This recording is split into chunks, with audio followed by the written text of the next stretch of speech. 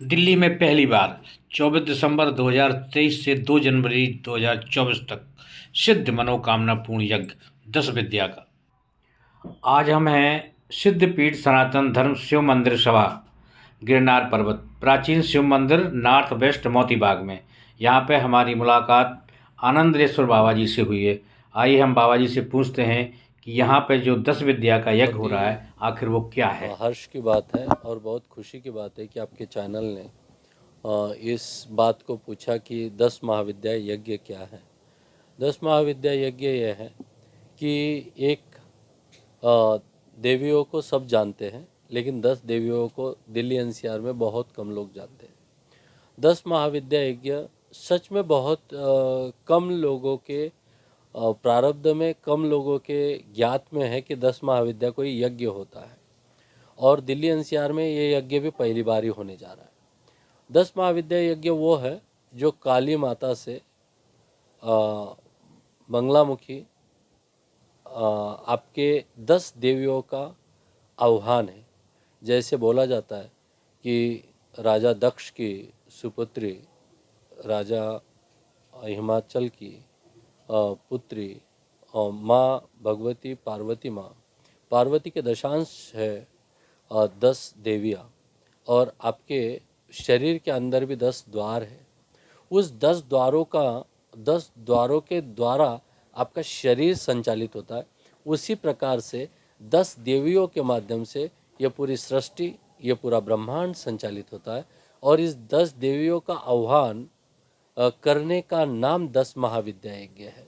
और 10 महाविद्या फलश्रुति यज्ञ है। ये किसी भी प्रकार की समस्या, किसी भी प्रकार की कामना और किसी भी प्रकार की आपकी जीवन की त्रुटियां या जीवन का संकल्प यह यज्ञ में संपन्न होता है, सफल होता है और प्राप्त होता है।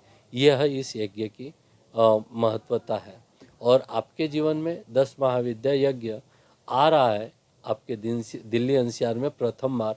तो आप सभी लोगों का या हम सभी लोगों का सौभाग्य है कि यह यज्ञ यहाँ इस भूमि पर, इतना पावन भूमि है, यहाँ जीवित समाधियाँ हैं जो कि संतों ने अनेकों वर्ष पहले यहाँ पे जीवंत समाधियाँ ली है।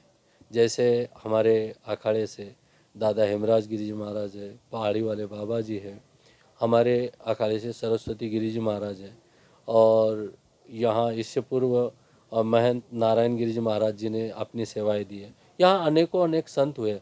और जैसे मेरे परम पूज्य आदरणीय अखाड़ा परिषद के महामंत्री और जूना अखाड़े के संरक्षक, मेरे जीवन उद्धारक श्री गुरु महाराज हरिगिरी जी महाराज जी के नेतृत्व में ये यज्ञ होने जा रहा है। और यह यज्ञ दिल्ली एनसीआर के लिए और विश्व कल्याण के लिए, विश्व समृद्धि के लिए और विश्व को संगठित करने के लिए, विश्व शांति के लिए यह यज्ञ किया जाता है। ये यज्ञ आपका किस तारीख से शुरू हो रहा है और कितने दिन तक चलेगा?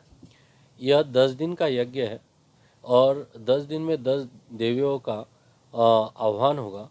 और ये 24 दिसंबर से 2 जनवरी तक चलेगा। प्रतिदिन इसमें 1 लाख, 1.25 लाख जाप होगा और 12,500 आहुतियाँ होगी। तो ये 10 दिन का क्रम है। इसमें 1 करोड़ 25 लाख आहुति होगी और 1 करोड़ 25 लाख जाप होगा। प्रतिदिन एक देवी का ही होगा, जो संकल्प के हिसाब से जजमान बैठेंगे। तो जजमान भी बैठेंगे, ब्राह्मण। एक दिन में इसमें 1.25 लाख जाप होना है और एक दिन में इसमें 12,500 आहुति होनी है। और 10 दिन में इसमें 1.25 करोड़ जाप होना है 10 महाविद्या का और 1.25 लाख आहुति होनी है। तो ये अलौकिक और अनोखा यज्ञ और अनोखा सौभाग्य है। ये यज्ञ बहुत ही भव्य और बड़े ही उच्च स्तर से यज्ञ हो रहा है यहाँ पे। और दिल्ली एनसीआर में महाराज जी के अनुसार ही पहली बार, वैसे तो हमने नहीं सुना है, पहली बार ही सुन रहा हूँ कि 10 महाविद्याओं का और 10 देवियों का यज्ञ हो रहा है, 10 दिन का यज्ञ है।